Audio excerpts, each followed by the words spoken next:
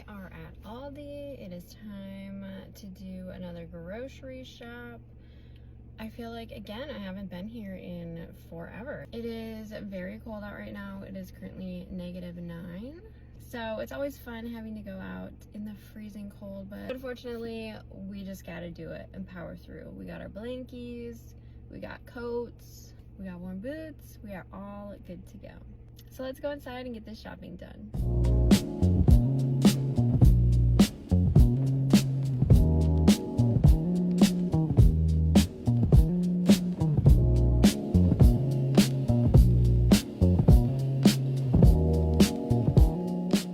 Alright friends, we made it out.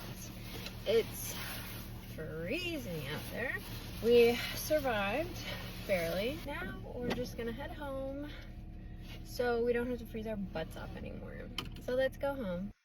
Okay, we are back home. I got all of the groceries put away. I couldn't film a whole lot while we were out getting groceries because it was just so cold outside. I didn't want to waste any time keeping my girl out there longer than she needed to be, so I didn't film many clips of us when we were outdoors and like getting the cart and putting the cart away and all that good stuff. I'm sure all of you with kids will absolutely understand. I think the next couple of days are supposed to be a little warmer out. Thankfully, it's been so freaking cold being in the negatives. I am so not a fan of that. I do also have my follow-up doctor appointment tomorrow, so hopefully my PET scan results will be in so we can discuss and I can kind of get a better understanding and idea of what things are looking like and how things are going. I did get the ultrasound / mammogram results, and the reason I haven't shared those yet is because I just kind of wanted to wait and see what the PET scan was going to show to see if they kind of matched up. They said that the measurements they gave me in the ultrasound might not be 100% exact just because of how big the tumor is in the right side and how like it's shaped and stuff. I guess it was a little hard for them to get an exact measurement. Obviously, all the measurements and everything they give me are always approximate, always just going to be the best guess. So I already kind of know that going into it, but yeah, I just been waiting to see what the PET scan shows so I can kind of compare the two and give you like a full picture of what we're looking at instead of just half the story. So that is why I haven't shared those yet. That is why I'm waiting. I just want to make sure that both the tests are kind of like on the same page, and also talk to my doctor too, because I can read a report, but I'm not a doctor, so I don't 100% know what all of the things mean.